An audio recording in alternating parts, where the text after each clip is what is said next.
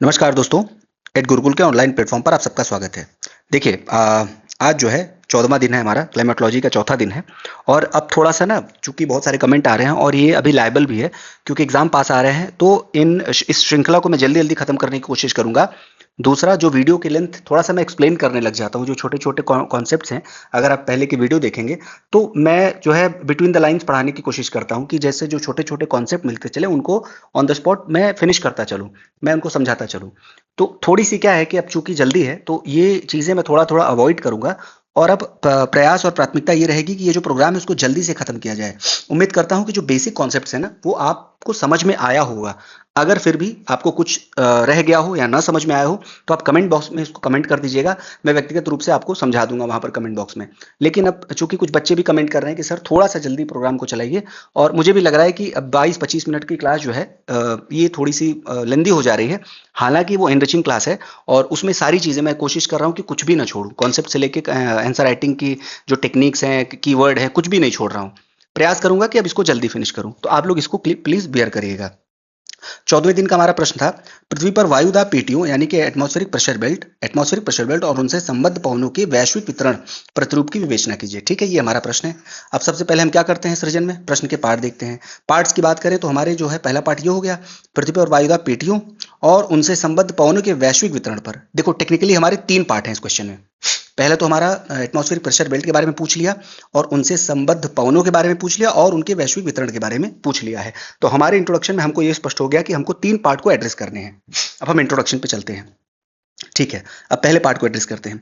वायुदाब पेटियां जो है पृथ्वी के असमान तापीयन यानी अनइक्वल हीटिंग और पृथ्वी के घूर्णन के कारण उच्च हाई तथा निम्न लो दाब वाले परस्पर वैकल्पिक क्षेत्रों के रूप में बनती है। होता क्या है, पृथ्वी है, ठीक है, इक्वेटर पे जो है तापमान ज्यादा होता है और पोल्स पे जो है हीटिंग कम होती है। इसकी वजह से जहां पर टेम्परेचर ज्यादा होगा वहां पर प्रेशर कम होगा, और जहां पर टेम्परेचर कम होगा वहां पर प्रेशर ज्यादा होगा। इसकी वजह से अलग अलग प्रेशर बेल्ट बनते हैं, और जिसकी वजह से हमारे अलग अलग विंड सिस्टम जनरेट होते हैं। आपको पता है कि जो विंड है, यानी जो एयर है, जो हवा है, वो हाई प्रेशर से लो प्रेशर की तरफ चलती है। तो एक तरीके से विंड सिस्टम जो है वो तापमान परिवर्तन के कारण पृथ्वी पर बनता है। ठीक है, ये दाब पेटियां ग्रह व्यापी पवन प्रणाली यानी प्लेनेटरी विंड सिस्टम का आधार होती हैं।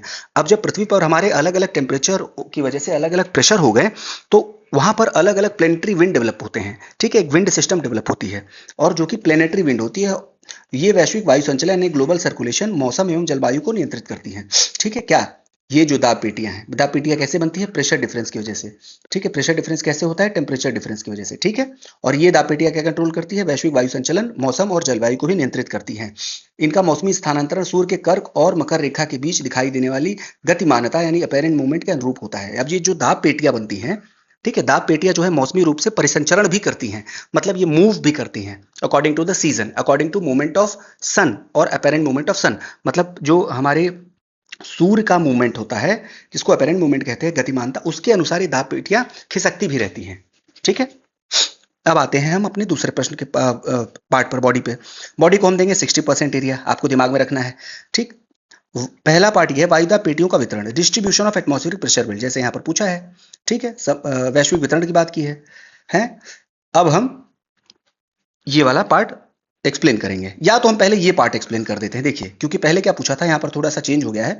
यहाँ पर पूछा है संबद्ध पवनों के बारे में बताने के लिए। तो संबद्ध पवन कौन कौन से होते हैं? अगर हम वायुदाब बेल्ट की बात करें, प्रेशर बेल्ट की बात करें, उनसे संबद्ध पवन कौन कौन से? पहला व्यापारिक पवन होता है, जिसको ट्रेड विंड कहते हैं। इसकी विशेषता क्या है, उपोष्ण कटिबंधीय उच्च दाब पेटियों यानी कि सब ट्रॉपिकल हाई प्रेशर बेल्ट से ट्रॉपिकल लो प्रेशर बेल्ट यानी कि विश्वतीय निम्न दाब पेटी की ओर बहती है। ठीक है, ये आपका 30 डिग्री हो गया सब ट्रॉपिकल हाई प्रेशर बेल्ट, और ये हो गया लो प्रेशर बेल्ट इक्वेटोरियल, इससे जो है ये इनकी तरफ बहती है। ठीक है, अब इनकी दूसरी विशेषता क्या है, कोरोलिस बल के प्रभाव से उत्तरी गोलार्ध में दाहिनी तरफ मुड़ती है। ठीक है, और ये दक्षिणी गोलार्ध में बाईं तरफ घूमती है। ठीक, कोरोलिस बल इसको उत्तरी गोलार्ध में दाहिनी तरफ घुमाती है, और दक्षिण गोलार्ध में बाईं तरफ घुमाती है। अब यह विशेषता लिख रहे हैं केवल व्यापारिक पवनों की। ये स्थायी एवं विश्वसनीय पवनें हैं जो ऐतिहासिक रूप से समुद्री व्यापार के लिए अत्यंत महत्वपूर्ण रही हैं। इसीलिए ये बहुत ही महत्वपूर्ण रही हैं समुद्री व्यापार के लिए, इसीलिए इनको जो है ट्रेड विंड भी कहा जाता है। ठीक है, तो ये तीन विशेषताएं हमने इनके लिख दी। अब हम चलते हैं पश्चिमी पवनों पर, क्योंकि अभी हम केवल और केवल जो संबद्ध पवनें हैं उनके बारे में बात करते हैं। तो पश्चिमी पवनें यानी वेस्टर्लीज की बात करें तो उपोष्णकटिबंधीय उच्च वायुदाब पेटियों से उपद्रवीय निम्न निम्न वायुदाब पेटियों तक चलते हैं, यानी कि सब ट्रॉपिकल हाई प्रेशर बेल्ट से लेके पोलर लो प्रेशर बेल्ट की तरफ चलती हैं। ठीक, सब ट्रॉपिकल हाई प्रेशर बेल्ट आपका यहाँ पर होता है, ये जो 30 डिग्री होता है, और पोलर लो प्रेशर बेल्ट यहाँ पर होता है। तो ये जो हवाएं हैं वो यहाँ से यहाँ चलती हैं। अब ये घूमी क्यों है, देखिए दाहिनी तरफ घूमी है ना अपने, क्योंकि कोरोलिस बल का भी यहाँ पर प्रभाव है। तो ये हमारा वेस्टर्ली विंड हो गया। उत्तरी गोलार्ध में दक्षिण पश्चिमी तथा दक्षिण गोलार्ध में वेस्ट नॉर्थ वेस्टर्ली के रूप में प्रभावित हुई। दिशा की बात हो गई, दिशा मतलब जो कोरोलिस फोर्स के कारण दिशा है। तो ये जो वेस्टर्लीज हैं वो उत्तरी गोलार्ध में साउथ वेस्टर्लीज हो जाती हैं और दक्षिणी गोलार्ध में नॉर्थ वेस्टर्लीज हो जाती हैं। देखिए, ठीक है, ये देखिए, ठीक, नॉर्थ वेस्टर्ली हो गई है। और इनकी बहुत बेहतरीन विशेषता जो है आपको लिखनी ही लिखनी है वेस्टर्लीज लिखते समय, कि इसमें जो है रोरिंग 40s, फ्यूरियस 50s और स्क्रीमिंग 60s सर्वाधिक प्रबल पश्चिमी पवने हैं। ठीक है, क्योंकि लैंडमास यहाँ पर नहीं है, तो क्या होता है कि लैंडमास यानी भूमि ना होने की वजह से यहाँ पर फ्रिक्शन बहुत कम पड़ता है सदर्न हेमिस्फीयर में। तो इसकी वजह से ये जो हवाएं चलती है ना वो बहुत तेजी से बिना फ्रिक्शन के चलती हैं, इसीलिए इनको ये सांकेतिक नाम दिए गए हैं। तो ये 3 पॉइंट आपके पश्चिमी पवनों में हो गए। अब हम तीसरे पवन की तरफ चलते हैं, जिनको ध्रुवीय पूर्वी पवने कहते हैं, यानी पोलर स्टर्लीज कहते हैं। ध्रुवीय उच्च दाब पेटियों से उपध्रुवीय निम्न वायुदाब पेटियों की ओर बहती हैं, यानी पोलर हाई प्रेशर बेल्ट से सब पोलर लो प्रेशर बेल्ट की तरफ। ये देखिए, अब ये अपने चलने के मार्ग में, ये देखिए, ठीक है। अब आपको लगेगा कि दिशा इनकी तो बाईं तरफ घूमी है, लेकिन कोरोलिस बल इसको दाहिनी तरफ घुमाता है, लेकिन ऐसा नहीं है। आप अभी जिस दिशा में बैठे हैं उस दिशा से आप देखोगे तो दाहिना साइड ये होता है, लेकिन ये तो आपके अपोजिट दिशा है ना, इसका मुंह तो आपकी तरफ है, तो इसका दाहिना साइड ये हो जाएगा, इसलिए हवाएं इधर घूमी हुई हैं। ठीक है, तो घूम ये दाहिनी तरफ ही रही हैं। ठीक, अब जो है ये शीत शुष्क पवनें होती हैं जो उच्च अक्षांशों की जलवायु को प्रभावित करती हैं। बिल्कुल ठीक है। दाब पेटियों एवं ITCZ का मौसमी स्थानांतरण दक्षिण एवं दक्षिण पश्चिमी एशिया मानसून को जन्म देता है। अब ये जो पूरा दाब पेटी का स्ट्रक्चर है, ये मॉनसून के सिस्टम को भी जन्म देता है, ITCZ के सिस्टम को भी, मतलब ये कलेक्टिव टर्म हो गया। ठीक है, हमने 3 पवनों के बारे में लिख दिया और ये कलेक्टिव पॉइंट हमारा हो गया कि ये दाब पेटियां जो हैं वो ITCZ, मौसमी स्थानांतरण और मॉनसून सर्कुलेशन को भी जन्म देता है। ये हमने 3 वायुदाब पेटियां बता दी जो हमारे क्वेश्चन का पहला पार्ट था। अब हम क्वेश्चन के दूसरे पार्ट की तरफ चलते हैं, वायुदाब पेटियों का वितरण। ठीक, पहला जो है जो वायुदाब पेटियां, अब हमने पवनों के बारे में बात कर ली, अब हम वायुदाब पेटियों के वितरण के बारे में बात करेंगे। पृथ्वी में कितनी वायुदाब पेटियां यानी कितनी प्रेशर बेल्ट होते हैं। पहला क्या है, विश्वतीय निम्न दाब पेटी। ठीक है, यानी equatorial low pressure belt equator पर है और यहाँ पर कैसा प्रेशर है, लो प्रेशर है। लो प्रेशर क्यों है, क्योंकि इक्वेटर आपको पता है कि सन रेज बिल्कुल सीधे पड़ते हैं और सतह पर एकदम जो है तापमान गर्म हो जाता है। जब सतह पे तापमान गर्म हो जाता है तो ये हवाएं हल्की हो जाती हैं, हवाएं हल्की होती हैं तो फैलती हैं तो ऊपर उठती हैं। जब यहाँ से हवाएं ऊपर उठ जाएंगी तो स्थान तो खाली हो जाएगा, तो यहाँ पर जो है वो लो प्रेशर बनेगा। ठीक है, यहाँ पर प्रेशर यानी दबाव कम होगा क्योंकि यहाँ की हवाएं ऊपर उठ गई हैं। तो इक्वेटर पे क्या होता है, लो प्रेशर होता है। और इनका क्षेत्र क्या है, 0 से 10 degree north and southern hemisphere, उत्तरी और दक्षिणी हेमिस्फीयर। अब इसमें सब पॉइंट्स क्या लिखेंगे, तीव्र सूर्य उष्मा तथा गर्म वायु के संवहनात्मक आरोहण।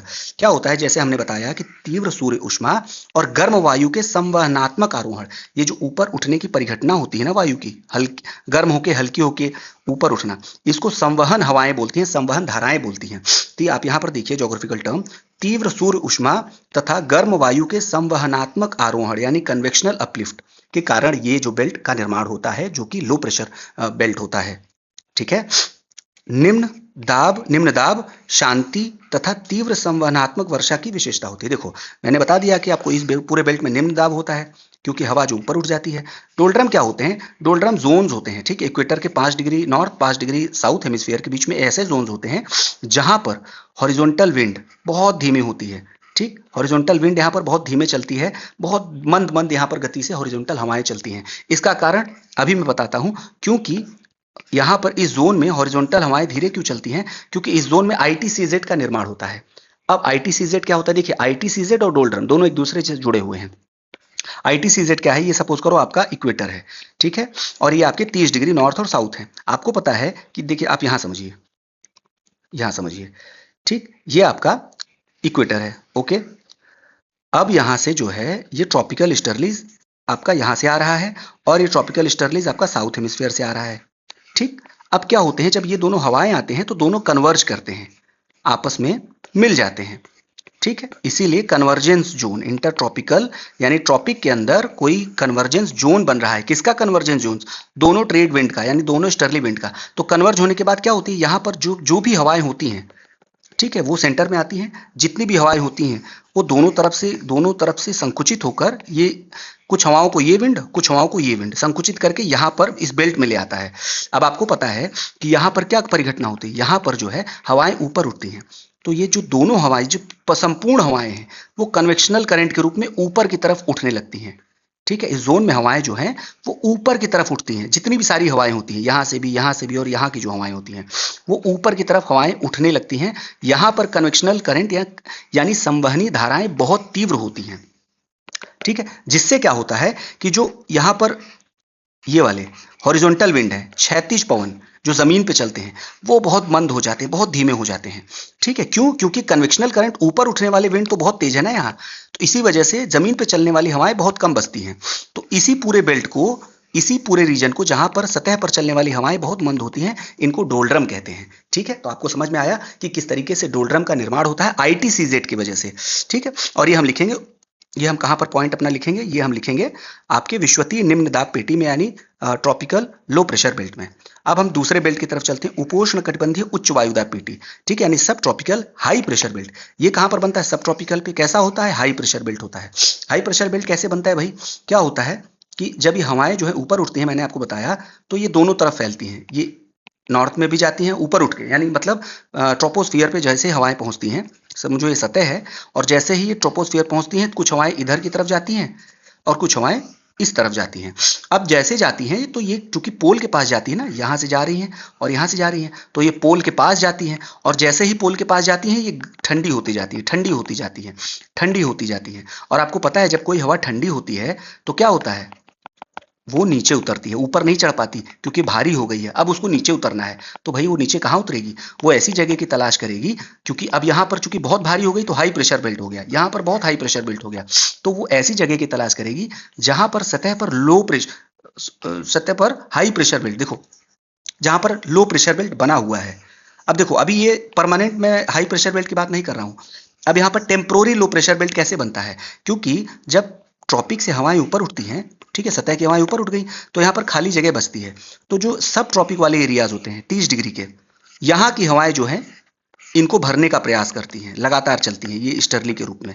तो यहाँ पर हवाएं जो है थोड़ी सी कम हो जाती हैं, तो थोड़े समय के लिए यहाँ पर लो प्रेशर का निर्माण होता है, और जो ये हवा होती है यहाँ पर इतनी भारी हो जाती है कि यहाँ पर हाई प्रेशर बनाती है, यहाँ पहुंचकर ठंडी होकर अब इसको उतरने के लिए ये एकदम आदर्श जगह मिल जाती है। क्योंकि 30 डिग्री पर थोड़ी देर के लिए, क्योंकि हवाएं तो यहाँ लगातार जाती रहती है ना, यहाँ की हवाएं तो यहाँ जा रही हैं, अब यहाँ खाली जगह हो रहा है, इनको भरने के लिए ये हाई प्रेशर वाली ठंडी हवाएं नीचे उतरती हैं, तो यहाँ पर जो है परमानेंट हाई प्रेशर का निर्माण करती हैं, क्योंकि हवाएं नीचे उतर रही हैं।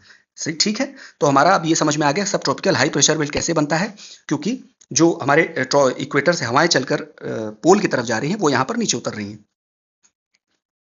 यहां पर मौसम कैसा होता है कि यहां पर चक्रवाती गतिविधि, ठीक है, फ्रंटल रेनफॉल, मतलब जो फ्रंट से बनने वाले रेनफॉल है, ठीक, सॉरी सॉरी सॉरी मैं यहां पर आ गया, हेडली कोशिका के अवरोही भाग से निर्मित होता है। जो हेडली सेल होती है, देखो 3 सेल में पृथ्वी के सर्कुलेशन को डिवाइड किया गया है।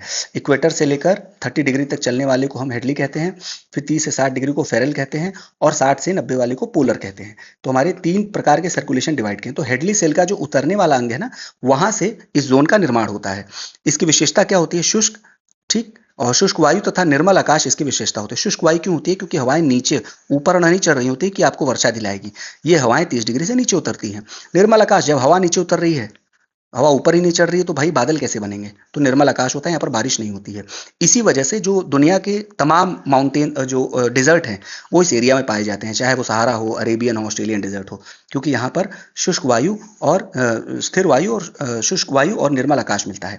अब तीसरे बेल्ट की तरफ चलते हैं, जिसको हम उप ध्रुवीय निम्न वायुदाब पेटी कहते हैं, यानी सब पोलर लो प्रेशर बेल्ट कहते हैं। ठीक, अब इस प्रेशर बेल्ट का निर्माण कैसे होता है? इस प्रेशर बेल्ट का निर्माण होता है, देखो ये हाई प्रेशर बनता है ना, तो आपको पता है हवा हाई प्रेशर से लो प्रेशर की तरफ चलती है। एक लो प्रेशर उसके इधर है, एक लो प्रेशर इधर है, यहाँ पर हाई प्रेशर बना हुआ है, तो ये दोनों तरफ हवाएं भेजेगा।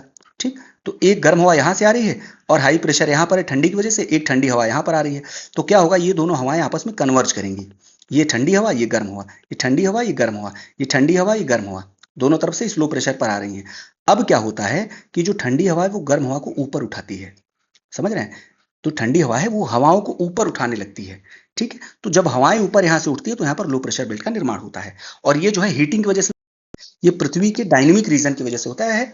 ठीक, तो कभी भी नेट में भी प्रश्न पूछ सकता है कि कौन सा प्रेशर बेल्ट थर्मल नहीं है, मतलब ऊष्मा की वजह से प्रेशर बेल्ट का निर्माण नहीं हुआ है, बल्कि गतिकी की वजह से हुआ है, यानी डायनेमिक प्रॉपर्टी की वजह से हुआ है, तो वो होता है हमारा सब पोलर लो प्रेशर बेल्ट। ठीक, इसकी विशेषता अब हम देख लेते हैं कि इसमें क्या होता है कि कन्वर्जेंस होता है, जैसे मैंने बताया वेस्टर्लीज और पोलर ईस्टर्लीज का, यानी ध्रुवीय पूर्वी पवनों का कन्वर्जेंस होता है। दूसरा पॉइंट हम लिखेंगे चक्रवाती गतिविधि, यानी फ्रंटल, फ्रंट यहाँ पर जब दो एयर मासेज मिलते हैं तो फ्रंट बनता है ना। ठीक है, तो यहाँ पर टेम्परेट साइक्लोन और समशीतोष्ण चक्रवातों की विशेषता, यहाँ पर टेम्परेट साइक्लोन भी बनते हैं। कहाँ पर? यहाँ पर सब पोलर लो प्रेशर बेल्ट पर, यानी कि उपध्रुवी निम्न वायुदाब पेटी में। चौथा पॉइंट क्या है? उच्च ध्रुवीय उच्च वायुदाब पेटी 90 डिग्री सेल्सियस के आसपास, 90 डिग्री पर आसपास। ध्रुवी थोड़ा वॉइस के लिए माफ करिएगा क्योंकि तबीयत थोड़ी खराब है, इस वजह से वॉइस थोड़ी सी ब्रेक हो सकती है। ध्रुवीय उच्च वायुदाब पेटी। अब हम पोल पर आते हैं भाई, ये हमारा ध्रुवीय उच्च वायुदाब पेटी है। इसकी विशेषता क्या है? पहले तो 90 डिग्री पर पाई जाती है। अत्यंत निम्न तापमान के कारण शीत घनी वायु का अवरोहण होता है, क्योंकि यहाँ पर तापमान बहुत ज्यादा होता है, हवाएं बहुत ठंडी होती है, इसलिए हवाएं यहाँ पर उतरती हैं, ऊपर नहीं उठती हैं। ऊपर कब उठेंगे? जब गर्म होगी हवाएं और ठंडी होंगी ना। अब चूंकि यहाँ पर हवाएं ठंडी हो रही हैं तो ये तो नीचे उतरेंगे ना। उच्च दाब शुष्क परिस्थितियों तथा बागामी शीत पवनों की विशेषता होती है। ठीक, ये आपके 4 बेल्ट खत्म हो गए और 3 आपने पवनों को बता दिया। ये आपका डायग्राम है, इसके आप बखूबी वाकिफ होंगे, इसको देख लीजिएगा और यही आपको बनाना है। अगर प्रश्न आता है एटमॉस्फेरिक प्रेशर बेल्ट और संबद्ध पवनों का वैश्विक वितरण, तो आपको ये डायग्राम निश्चित रूप से बनाना है। इसको आप देख लो, बना लो, नोट कर लो। ठीक है, अब हम आते हैं कंक्लूजन पर। वायुदाब पेटियों और ग्रहव्यापी पवने पृथ्वी के वायुमंडलीय समान परिसंचरण, ये है ज्योग्राफिकल टर्म, इसको लिखना है आपको अतिरिक्त नंबर के लिए, यानी जनरल सर्कुलेशन ऑफ एटमॉस्फेयर की आधारशिला है। क्या? ये वायुदाब पेटियां और ग्रहव्यापी पवने, इसी की वजह से जनरल सर्कुलेशन ऑफ एटमॉस्फेयर होता है, नहीं तो नहीं होगा। समकालीन जलवायु घटनाएं जैसे ENSO, El Nino, southern oscillation आगे पढ़ेंगे, जेट स्ट्रीम तथा जलवायु परिवर्तन, क्लाइमेट चेंज द्वारा आईटीसीजेड के स्थानांतरण में परिवर्तन, इन सब घटनाओं की वजह से आईटीसीजेड का व्यवहार वो है वो पहले से बहुत बदल चुका है। इस परिसंचरण की गतिशील प्रकृति को दर्शाता है। मतलब ये जो ग्लोबल एटमॉस्फेरिक सर्कुलेशन है ना, ये लगातार गतिशील है, ये न सिर्फ पहले की तरह है बल्कि अपने विस्तार भी कर रहा है। इस प्रकार वायुदाब पेटियों का अध्ययन वैश्विक जलवायु, मानसून, समुद्री धाराओं, वर्षा वितरण और जलवायु परिवर्तन के मूल्यांकन के लिए अत्यंत महत्वपूर्ण है। देखिए कितना बढ़िया कंक्लूजन है। ठीक है, आपने सिंपल सा नॉर्मल सा कंक्लूजन नहीं लिखा है, बेहतरीन कंक्लूजन लिखा है और एक कंप्लीट आंसर आपने यहाँ पर लिखा है। डायग्राम आपको ये बनाने हैं, समय रहेगा तो आप ये बना सकते हैं, इसकी आवश्यकता बहुत ज्यादा नहीं, क्योंकि आपके इसी डायग्राम में सारी चीजें दिख गई हैं। ठीक, तो ये हमारे 14वें दिन का प्रोग्राम खत्म हो गया है। प्रयास मैंने ये किया है कि मैंने जल्दी पढ़ाने की कोशिश की है। अगर इसमें कुछ देखिए, मेरी जो विशेषता है ना वो थोड़ी आराम से पढ़ाने की है, लेकिन कंसिडरिंग द टाइम के एग्जाम पास आ रहे हैं जीडीसी जैसी दोनों के, तो थोड़ा सा स्पीड अब मुझे लेना पड़ेगा। इस पैटर्न में अगर आपको कुछ कमेंट करना हो, कुछ बताना हो कि हाँ इसमें कुछ त्रुटि है या मैं थोड़ा और धीरे पढ़ाऊं, थोड़ा और तेज करूं, तो कृपया करके कमेंट बॉक्स में बताइएगा, अगली बार से उसको शामिल किया जाएगा। तब तक उत्तर लिखते रहिए, चमकते रहिए, बाकी डिटेल स्ट्रेटेजी के साथ जल्दी आपके साथ होंगे। धन्यवाद, नमस्कार।